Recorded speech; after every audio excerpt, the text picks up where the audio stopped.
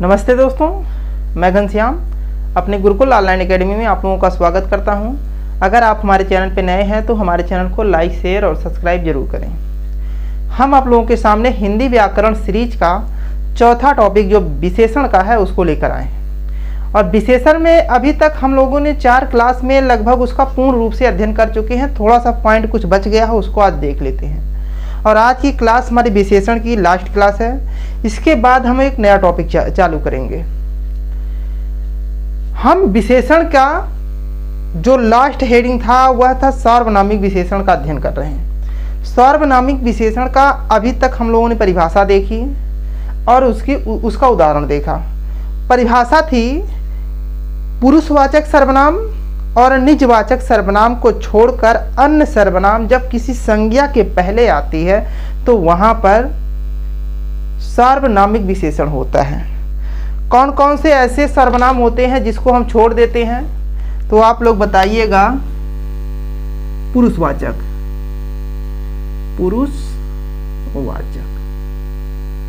और पुरुषवाचक में कौन कौन से सर्वनाम आते हैं, तो आप लोग बताइएगा। मैं, तुम, आप। और निजवाचक में कौन कौन से आते हैं? निजवाचक सर्वनाम। इसमें कौन कौन से सर्वनाम आते हैं, तो आप लोग बताइएगा। सिर्फ आता है आप।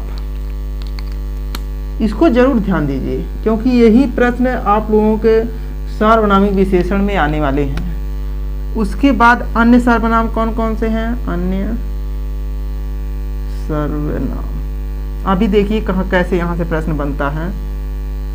कौन कौन से हैं, तो आप बताएंगे। यह, वह, जो, सो, कोई, कुछ, कौन, क्या। कितने सर्वनाम ये हो गए, तो आप बताएंगे 8। अब देखिए सार्वनामिक विशेषण की परिभाषा हमने क्या लिखाई थी।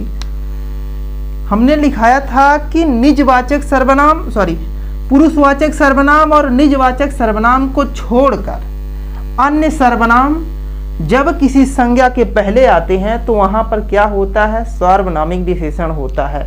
जैसे अगर कहें, यह देखिए संज्ञा है व्यक्ति। व्यक्ति क्या है? संज्ञा है।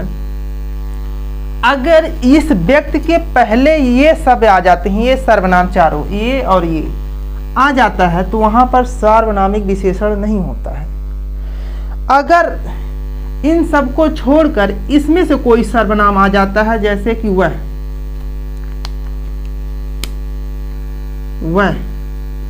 तो यहां पर सार्वनामिक विशेषण होगा। प्रश्न बनता है कि इसमें सार्वनामिक विशेषण होगा कि इसमें सार्वनामिक विशेषण होगा।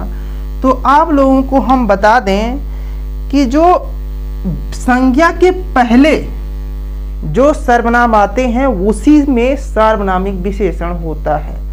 ये कईयों बार एग्जाम में प्रश्न पूछ चुका है। आप लोग ध्यान दीजिएगा कि ये जो व्यक्ति संज्ञा के पहले जो सर्वनाम आते हैं इसी में सार्वनामिक विशेषण होता है। हमने यहाँ तक का अध्ययन, परिभाषा और उसका उदाहरण अध्ययन कर चुके हैं। अब इसी क्रम में हम आगे बढ़ते हैं और हमारा अगला हेडिंग जो होने वाली है वह होगी सार्वनामिक विशेषण के भेद। 2 मिनट से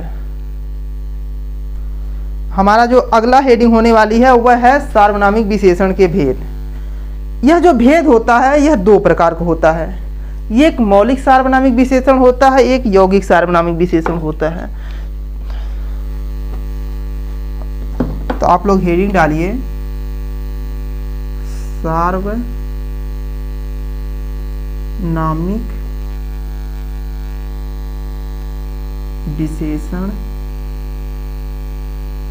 विशेषण के भेद। आप लोगों से पूछेगा सार्वनामिक विशेषण के कितने भेद होते हैं, तो आप लोग बताइएगा 2। आप लोगों से हम बता दें कि आप लोगों को मन में प्रश्न बनता होगा कि सर इसके भेद में अंदर से प्रश्न नहीं बनेगा, लेकिन मैं बता दूं आप लोगों से कि जैसे ही आपके ख्याल में प्रश्न ये आता है कि सर इसके अंदर से प्रश्न नहीं बनेगा, अगला एग्जाम जब जाते हैं आप लोग बैठने, तो वहाँ से प्रश्न जरूर देखने को मिलता है। तब आपको रियलाइज होता है कि शायद उस दिन हम इस टॉपिक को पढ़ लिए होते तो आज मेरा 1 या 2 नंबर हमारे खाते में जुड़ जाता। आप लोग पढ़िए, ये आपके बेहद एग्जाम के जो दृश्य से प्रश्न बन रहा वहाँ से पढ़ाया जा रहा है। जो सार्वनामिक विशेषण होता है उसके 2 भेद होते हैं। कौन कौन से होते हैं, तो पहले बताइए मौलिक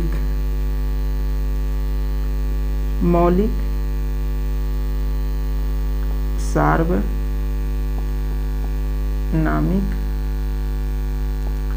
विशेषण। दूसरा होता है यौगिक सार्वनामिक विशेषण। यौगिक सार्वनामिक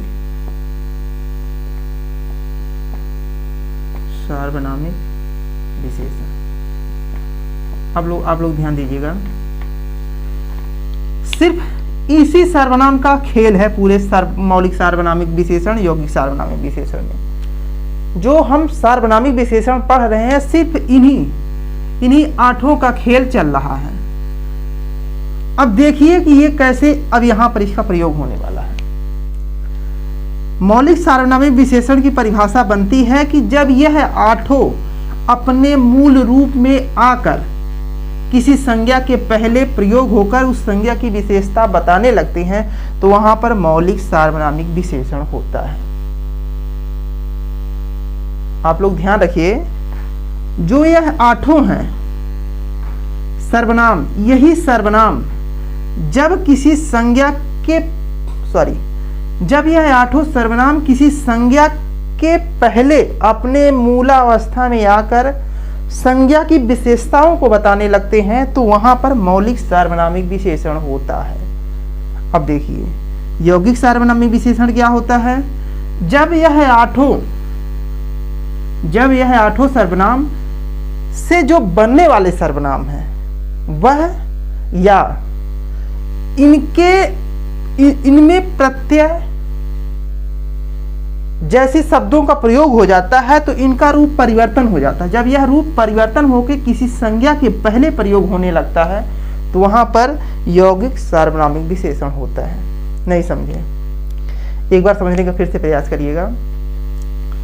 जब यह 8 अपने मूल रूप में, यह देखिए संज्ञा है, संज्ञा, जब यह संज्ञा के पहले यह 8 अपने मूल रूप में आकर प्रयोग हो जाते हैं, तो वह जो मौलिक सार्वनामिक विशेषण होते हैं। जब इन 8 से बनने वाले और सर्वनाम जो हैं और उसके बाद जब इसमें प्रत्यय, जैसे प्रत्यय का आ जाता है जब इसमें, तब उसके बाद संज्ञा की अगर पहले प्रयोग होते हैं, तब इनका रूप परिवर्तन हो जाता है और यह यौगिक सार्वनामिक विशेषण का कार्य करने लगते हैं। तो चलिए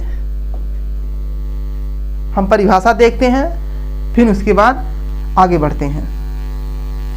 हमारा जो पहला हेडिंग होने वाला है वह होगा हमारा मौलिक सार्वनामिक विशेषण। मौलिक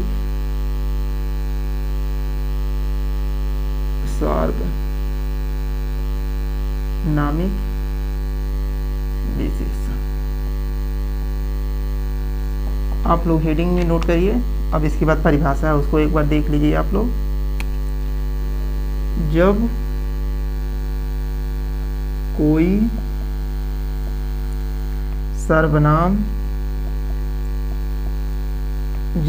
सर्वनाम अपने मूल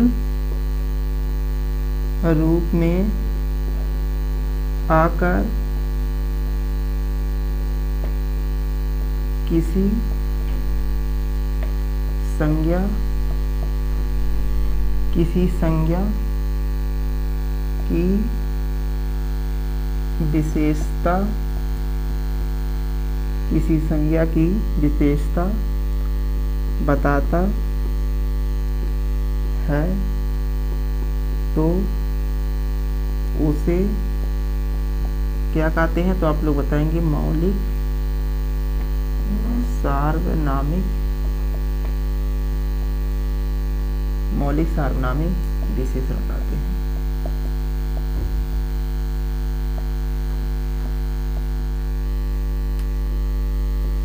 ये शब्द है। अब देखिए, जैसे मैंने देखिए, जब कोई सर्वनाम, यह देखिए संज्ञा, पहले नोट करिए यहां पर, यह संज्ञा है।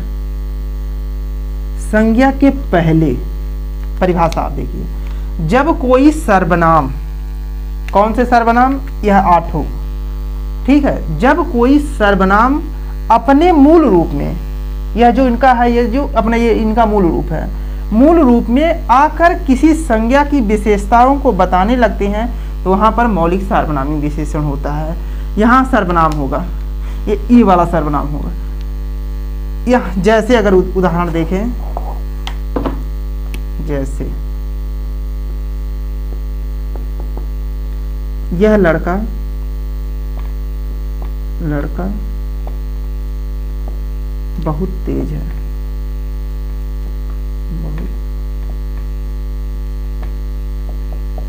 अब देखिए, अगर इस वाक्य में पूछें कि कौन सा सर्वनाम होगा तो आप लोग बताएंगे सार्वनामिक विशेषण होगा। कहाँ पर होगा? कुछ बच्चे इस वाक्य को पढ़ते ही दिमाग में एक काम करने लगता है, सर यहाँ पर तो तेज में विशेषण होना चाहिए, लेकिन यहाँ जो तेज में विशेषण नहीं होता है, क्योंकि संज्ञा के पहले जो सर्वनाम प्रयोग किया जा रहा है यही, इसी में क्या नाम है? सार्वनामिक विशेषण होता है। ठीक है, परिभाषा को पढ़िए फिर इसको पढ़िए, और आप लोगों जब ये पढ़ेंगे तो दोनों विशेषण आप लोगों को दिखाई देगा। ये तेज में ज़्यादा बच्चे भागेंगे, लेकिन यहाँ पर इस तेज में विशेषण ना होके संज्ञा के पहले जो सर्वनाम प्रयोग किए जा रहे हैं और अपने मूलावस्था में प्रयोग किए जा रहे हैं, तो इसी में मौलिक सार्वनामिक विशेषण होता है। उसके बाद आगे एक उदाहरण और देख लेते हैं। जैसे कहें कोई नौकर आया है। आप लोग अब ध्यान रखिएगा, यहां पर ये जो नौकर है यह संज्ञा है। नौकर जो है यह संज्ञा है। संज्ञा के पहले देखिए जो विशेषण है कोई है। कोई जो है, जो 11 सर्वनाम है, इसमें देखिए कहाँ है, तो आप लोग बताएंगे सर कोई तो यहाँ है, यह अपने मूलावस्था में यहाँ आ गया है और संज्ञा के पहले आ रहा है, तो संज्ञा की विशेषता को बताने का प्रयास कर रहा है, इसीलिए कोई में मौलिक सार्वनामिक विशेषण होता है। अब हम इसी क्रम में आगे बढ़ते हैं, देखते हैं यौगिक सार्वनामिक विशेषण क्या होता है। इसको आप लोग स्क्रीनशॉट मारिए, देखिए। अब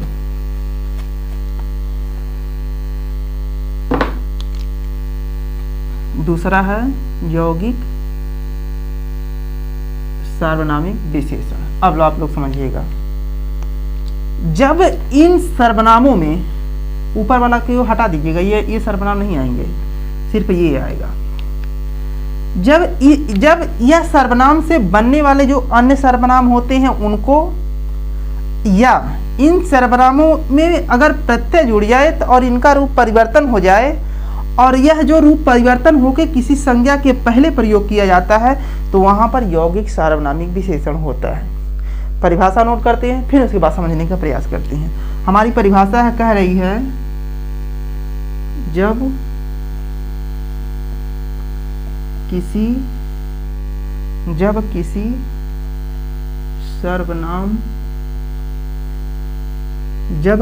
सर्वनाम में कोई कारक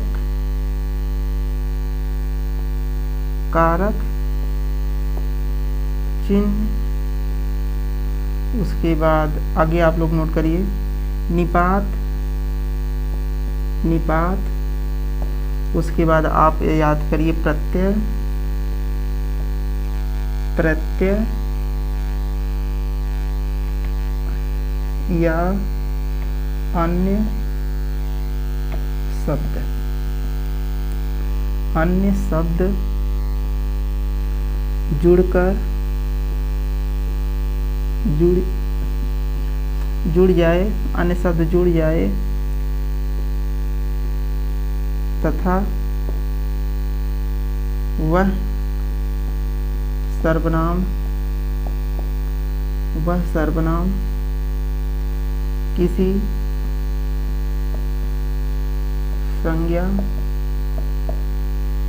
संज्ञा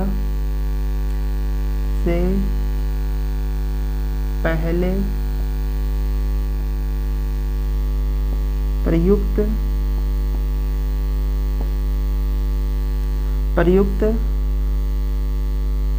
होकर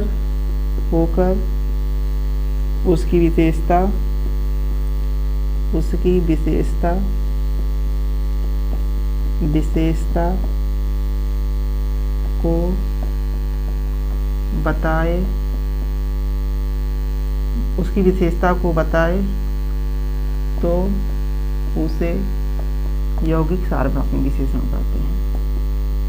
यौगिक सार्वनामिक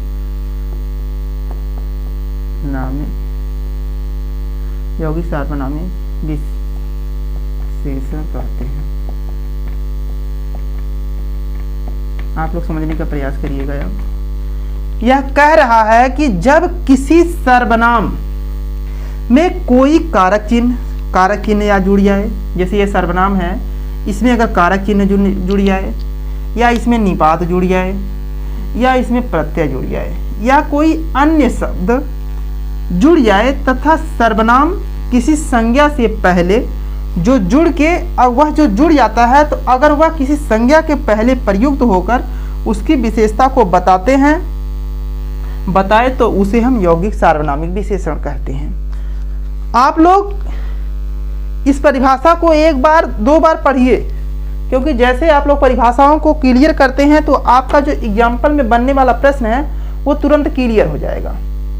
आप लोगों से रिक्वेस्ट है कि एग्जाम्पल पे पहले जब फोकस मत किया करिए, पहले आप लोग इसके क्या नाम है परिभाषाओं को देख लीजिए, परिभाषा ये कहना क्या चाह रही है, क्योंकि परिभाषाओं जैसे ही आपकी क्लियर होगी वैसे ही इससे बनने वाले जो क्या नाम उदाहरण होंगे वह तुरंत क्लियर हो जाएंगे। यह जो कह रहा है कि जब किसी सर्वनाम में कोई कारक चिन्ह, इसमें कारक चिन्ह जुड़ जाए, या निपात जुड़ जाए, या प्रत्यय जुड़ जाए, या अन्य शब्द जुड़ जाए, जब इसका रूप परिवर्तन हो जाता है और परिवर्तन रूप किसी संज्ञा के पहले प्रयुक्त हो जाए तो और उसकी विशेषता को बताता है तो उसे हम मौलिक सार्वनामिक विशेषण कहते हैं। इसको नोट करिए। अब हम इसका उदाहरण देख लेते हैं।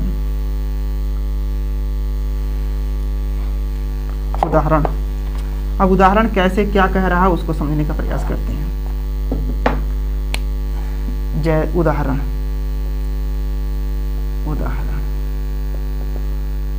जैसे अगर कहें ऐसा आदमी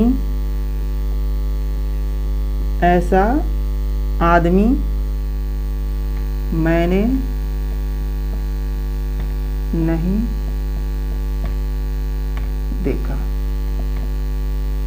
अब देखिए इसमें कहां पर मौलिक सार्वनामिक विशेषण है, आप बताएंगे ऐसा में, क्योंकि यह जो ऐसा कहने से यह जो सर्वनाम है अपना मूल परिवर्तन करके यहाँ पर प्रयोग किया जा रहा है, संज्ञा के पहले प्रयोग किया जा रहा है।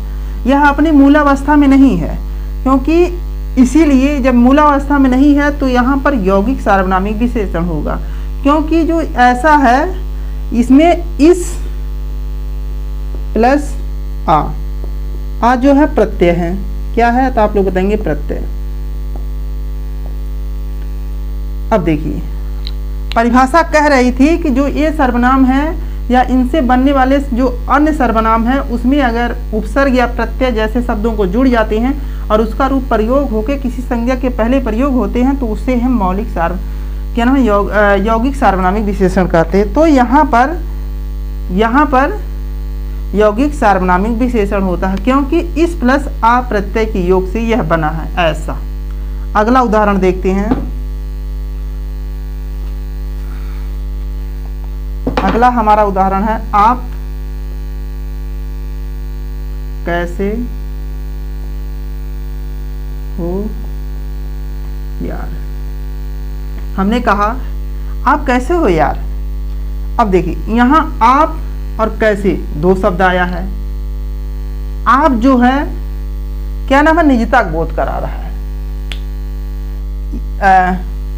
सॉरी, आप जो है पुरुषवाचक का बोध करवा रहा है। लेकिन इस आप में मैंने कहा परिभाषा जब हमने पहले पढ़ा था तो वहां पर कहा निजवाचक और पुरुषवाचक सर्वनाम को छोड़कर अन्य सर्वनाम। तो अन्य सर्वनाम कहाँ है, तो कैसे है।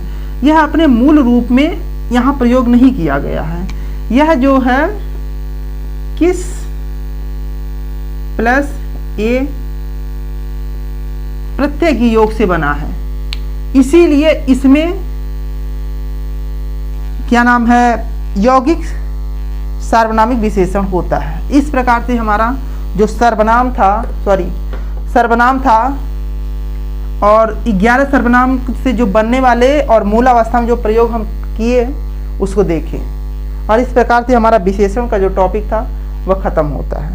अब कुछ विशेषण में विशेष तत्व है उसको एक बार देख लेते हैं, क्योंकि इस विशेष तत्व से भी एग्जाम्पल में आपको एग्जाम में देखने को मिलता है। तो इसीलिए जो कोई विशेष तत्व है उसको देखने का प्रयास करते हैं। ये हमारा है विशेष तथ्य। अब देखते हैं कि विशेष तथ्य क्या है।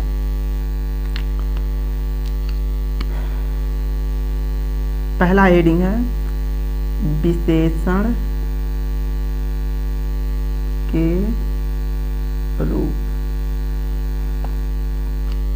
हम विशेषण के रूप के बारे में बात कर लेते हैं, क्योंकि एग्जाम्पल में आप जब क्या नाम है पेपर की तैयारी कर रहे हैं, जब आप पेपर में बैठेंगे, परीक्षा में बैठेंगे, तो आपसे यहाँ से भी प्रश्न आपको देखने को मिलेगा। तो इसीलिए एक 5 या 6 10 मिनट का एक टॉपिक है, इसको देख लेते हैं। विशेषण के रूप की बात करें तो यह विशेषण का 3 रूप होता है। कितना रूप होता है? 3। कौन कौन सा रूप होता है तो आप बताएंगे विशेष विशेषण का। आप लोग ध्यान रखिए, पहला है विशेष विशेषण और दूसरा है विधेय विशेषण, और तीसरा है प्राविशेषण। आप लोग ध्यान दीजिएगा, इसको ये भी देखिए, क्योंकि यहाँ से भी प्रश्न आज तक एग्जाम में प्रश्न पूछा है, तो आप लोग इसको समझने का प्रयास करिए। हम विशेषण के रूप के बारे में बात कर रहे हैं। अगर देखा जाए तो विशेषण के 3 रूप होते हैं, विशेष विशेषण, विधेय विशेषण और प्राविशेषण। इसको समझने का प्रयास करते हैं। जैसे यह हमारी संज्ञा है, क्या है तो आप बताएंगे संज्ञा। संज्ञा की जब विशेषताओं को प्रकट करने लगते हैं तो जो संज्ञा की विशेषताओं को प्रकट करते हैं उसी को विशेषण कहते हैं।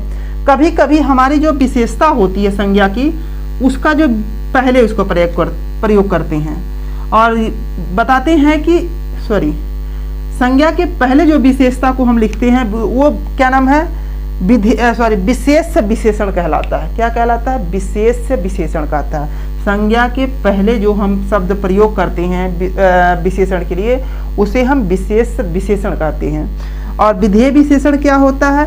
संज्ञा के बाद अगर हम क्या नाम है उसकी विशेषता को प्रकट करते हैं तो वहां पर क्या नाम है, विधेय विशेषण होता है। उसके बाद जो प्राविशेषण क्या होता है उसको देखने का प्रयास करते हैं। अगर विशेषण की भी विशेषता को प्रकट किया जाए तो वहां पर प्राविशेषण होता है। तो हम पहले विशेष विशेषण देखते हैं, फिर विधेय विशेषण, फिर विशेष प्राविशेषण देखते हैं। तो हमारा जो पहला हेडिंग होने वाला है वह विशेष विशेषण होगा।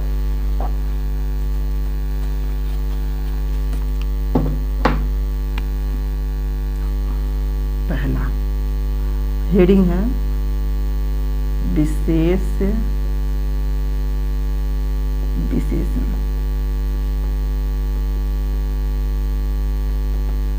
विशेष से विशेषण, देखिए परिभाषा इसकी नोट करिए। जब कोई विशेषण जब कोई विशेषण संज्ञा से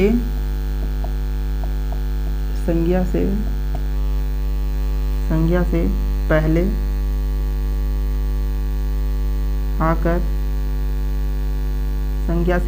आकर विशेषता या विशेषण संज्ञा से पहले आकर विशेषण बताए तो वहाँ पर विशेष विशेषण होता है। आप लोग समझने का प्रयास करिए। मतलब यह संज्ञा है, संज्ञा के पहले अगर विशेषण आ जाता है तो वहां पर विशेष से विशेषण होता है। अब उदाहरण के माध्यम से समझने का प्रयास करते हैं। जैसे उदाहरण, यह नीली गाय है। आप लोग समझिए, यह जो गाय है यह संज्ञा है। संज्ञा के पहले जो शब्द आ रहा यह विशेषण है। आपने बताया कि संज्ञा के पहले जो विशेषण आता है इसे हम क्या नाम है, विशेष से विशेषण कहते हैं। जब कोई विशेषण संज्ञा से पहले आकर विशेषण बताए तो वहां पर विशेष विशेषण होता है। देखिए संज्ञा है, संज्ञा के पहले विशेषण है, तो यहाँ पर कौन सा क्या होगा, तो आप बताएंगे विशेष से विशेषण होगा। अगर जैसे कहें यह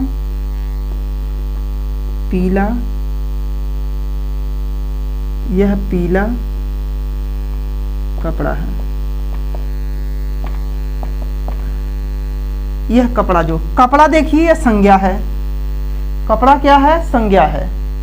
संज्ञा के पहले यह प्रयोग, विशेषण जो प्रयोग किया जा रहा है पीला, संज्ञा के पहले किया जा रहा है, इसीलिए यहाँ पर विशेष से विशेषण होता है। इसके बाद जो हमारा दूसरा है उसको देखते हैं। इसको आप लोग नोट करिए। अब दूसरा हम देखते हैं।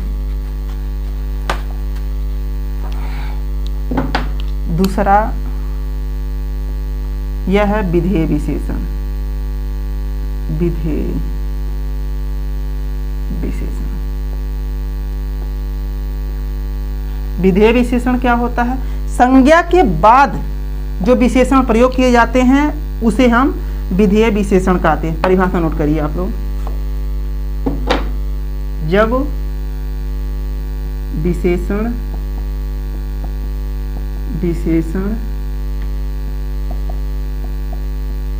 जब विशेषण संज्ञा के बाद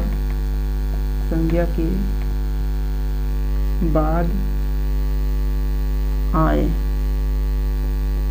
तो वहां पर विधेय विशेषण होता है।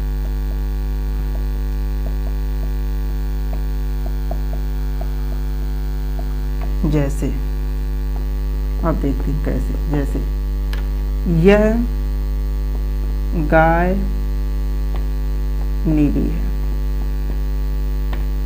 अब देखिए यह संज्ञा है, संज्ञा के बाद जो विशेषण आ रहा है इसी को हम विधेय विशेषण कहते हैं।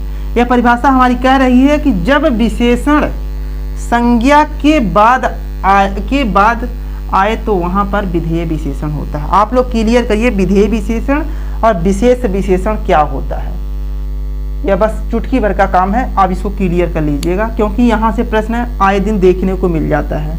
जैसे कहें यह कपड़ा लाल है। अब देखिए यह जो कपड़ा है संज्ञा है, संज्ञा के बाद जो विशेषण आ रहा है और परिभाषा जो हमारी कह रही है उस प्रकार से अगर देखा जाए तो यह जो विधेय विशेषण के अंतर्गत आता है। अब हम तीसरा रूप देखते हैं। तीसरा क्या है?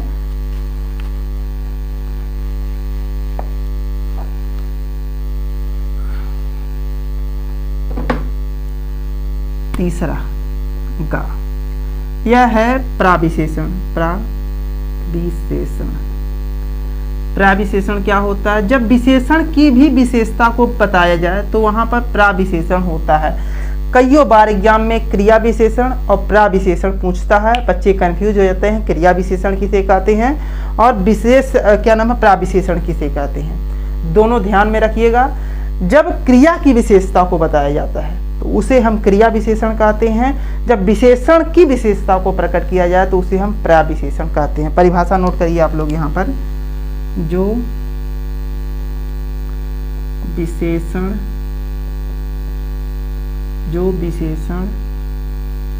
की विशेषता,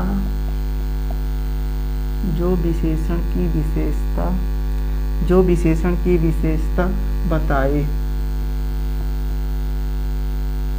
जो विशेषण की विशेषता बताए उसे प्राविशेषण कहते हैं। आप लोग ये परिभाषा है इसको चुटकी में याद करिए। जो विशेषण की भी जो विशेषण की भी विशेषता बताए उसे हम प्राविशेषण कहते हैं। जैसे यह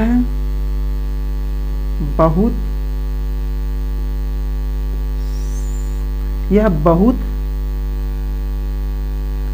सुंदर है। देखिए यहां पर यह अगर इस वाक्य में पूछा जाए कि विशेषण कहाँ है तो आप लोग बताएंगे कि विशेषण सुंदर है। यह विशेषण क्या है आप लोग बताएंगे विशेषण। और इसकी विशेषता को भी विशेषण की भी विशेषता को बताया जा रहा है तो सुंदर है, लेकिन बहुत सुंदर है, इसीलिए इस बहुत में प्राविशेषण होगा। अब कौन सा विशेषण होगा तो आप लोग बताएंगे प्राविशेषण। क्योंकि ये जो बहुत है सुंदर का भी बहुत ज्यादा बता रहा कि यह बहुत सुंदर है, इसीलिए बहुत में प्राविशेषण होता है। अब दूसरा हम उदाहरण देखने का प्रयास करते हैं। जैसे वह बहुत ईमानदार है।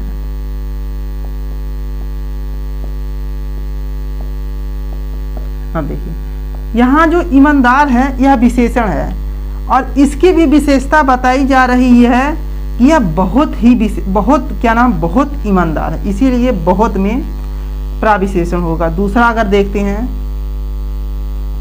गरिमा अति सुंदर। देखिए यहाँ पर एक लड़की गरिमा है, उसकी विशेषता को बताई जा रही है कि यह सुंदर है, लेकिन सुंदर की भी विशेषता को बताई जा रही है कि यह अति सुंदर है, इसीलिए अति में प्राविशेषण होता है। एक और है उदाहरण, उसको देख लेते हैं। जैसे अगर देखा जाए यह कपड़ा